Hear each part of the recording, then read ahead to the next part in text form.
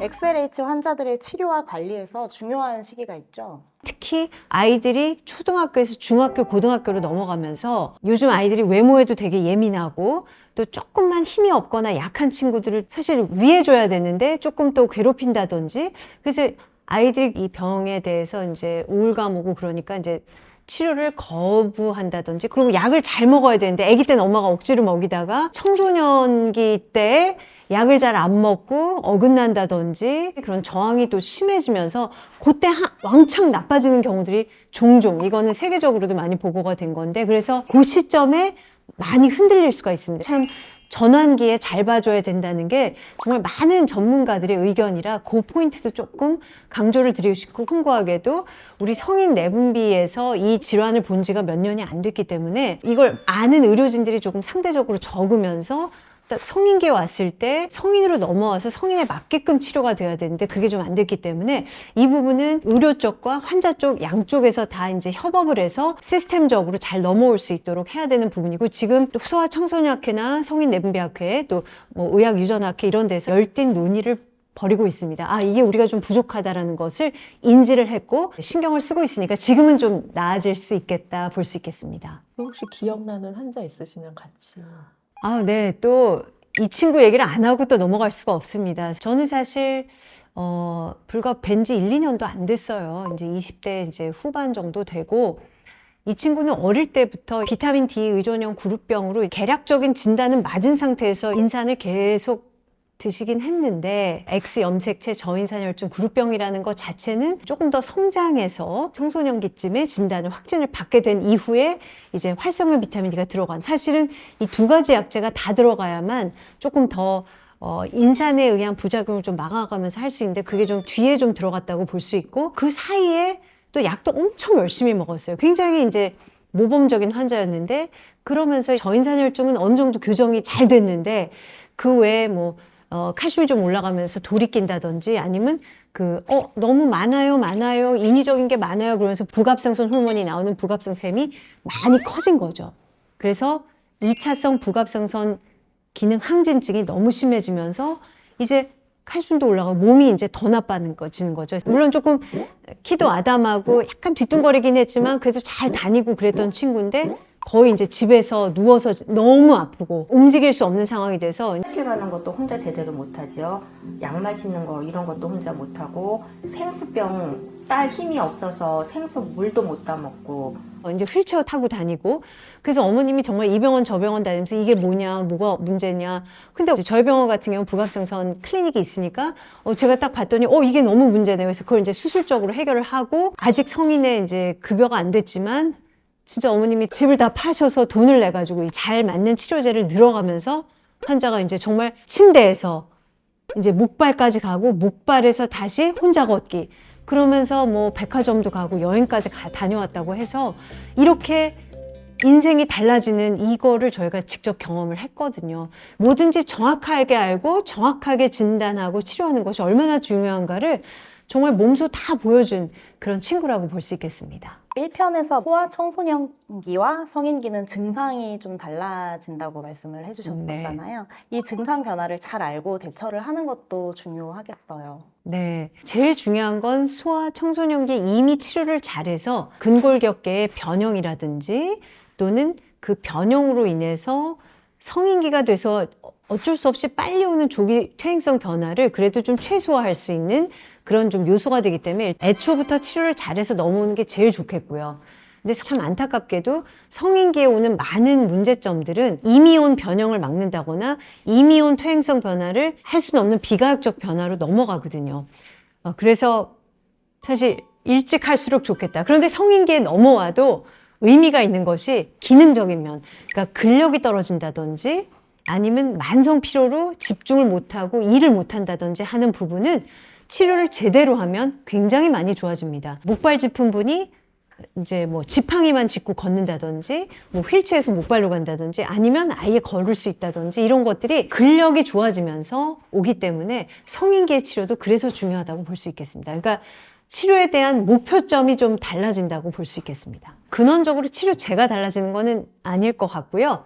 용량이 좀 달라지겠죠. 또 오래 치료 받으면 받을수록 약제에 대한 순도가 좀 느슨해집니다. 성인기에는 엄마가 챙겨주는 게 아니기 때문에 내가 잘 약을 먹는 거에 조금 스스로가 좀 독립적이고 약속을 지키는 부분이 전 중요하지, 약제 자체가 달라지지는 않는다고 볼 수 있겠고, 이제 크리스비타라는 약제가 개발이 됐잖아요. 제가 병을 설명드릴 때 팩스라는 유전자의 변이가 있어서 몸에 인산이 머금고 있지를 못하고 계속 빠져나가는 병이다.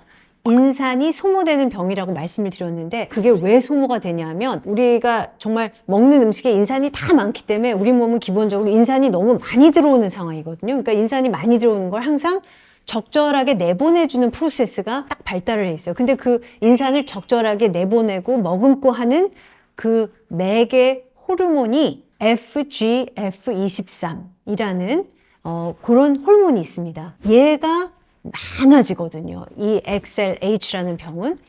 그러면 FGF23 많이 올라가는 거를 탁 막아주면 되겠네? 그래서 항체를 개발을 해서, 그게 이제 크리스비타입니다. 크리스비타라는 약이 이제 Y자 모양하고 있는데, 그 항체를 개발해서 여기 몸에 둥둥 떠다니는 FGF23을 탁 잡아주는 거죠. 그래서 너 일하지 마. 일 못하게 딱 잡아놓는 거죠. 그러니까 FGF23이 2배, 3배 올라가 있던 게 제자리로 돌아오면 나가는 인산이 안 나갑니다. 그럼 우리가 인산을 더 주지 않아도 몸에 탁 적정량 딱 머금어지니까 모든 증상 징후가 좋아지는 거죠.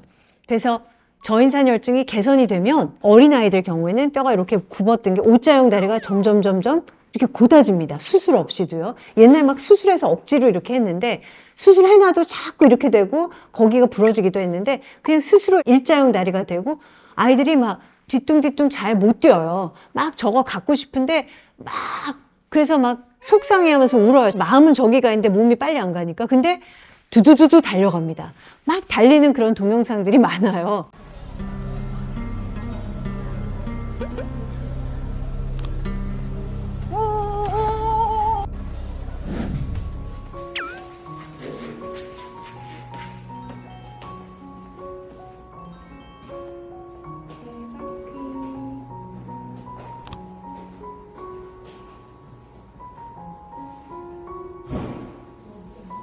그래서 그렇게 운동성이 굉장히 좋아진다.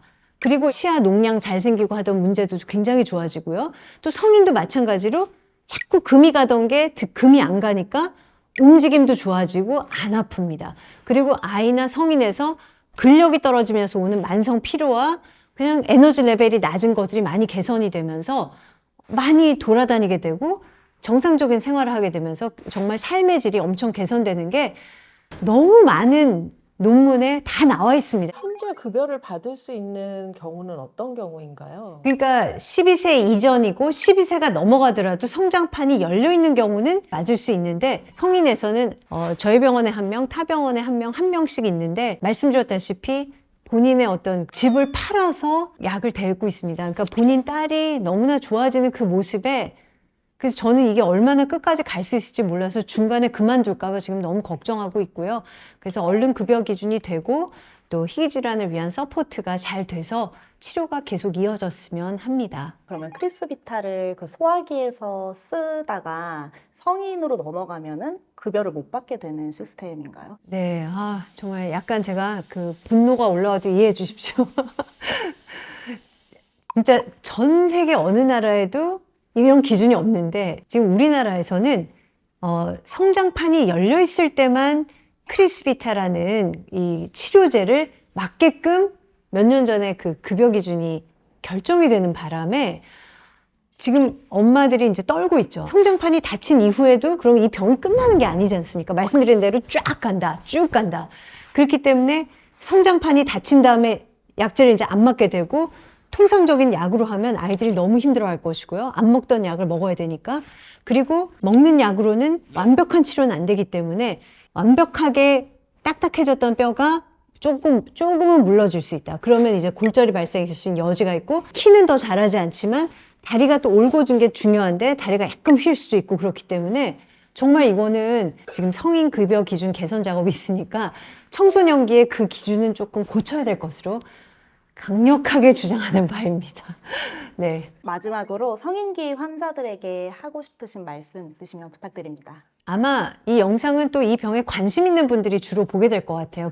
이제 이 병을 앓고 있거나 또는 가족분들이 보게 될 텐데 정말 힘내십시오. 힘내시고 저희가 또 잘 치료해서 아이도 잘 낳아서 잘 키우고 자기 일도 열심히 하고 그렇게 하는 분들이 참 더 많으세요. 최근에도 몇 분을 뵀는데 목발을 짚고 굉장히 불편해 보이셔서 아니 너무 불편하지 않으세요? 했더니 아니요 저는 괜찮아요. 되게 씩씩한 분들 되게 또 많으시더라고요. 그래서 이게 삶에 대한 긍정적인 태도를 갖고 있는 분들이 또 조금은 덜 아프시고 또 조금은 더 잘 살아나가시는 것 같아서 내가 왜 막 이걸 막 형벌처럼 막 이렇게 생각하는 그런 부정적인 마음을 조금 내려놓고 그리고 우리가 마음이 건강하게 일단은 제일 중요하니까 몸은 조금 힘들지만 마음이 건강할 수 있도록 가족들도 좀 더 사랑해 주시고 또 가족분들도 좀 더 얼마나 힘들까 그렇게 또 배려해 주시고 또 의사들에게도 뭐가 힘들고 뭐가 힘들지 않은지 또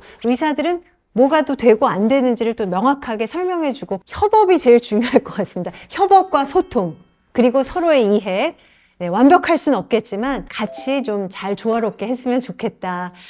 그게 또 제 마지막으로 드릴 말씀인 것 같습니다. 네, 감사합니다.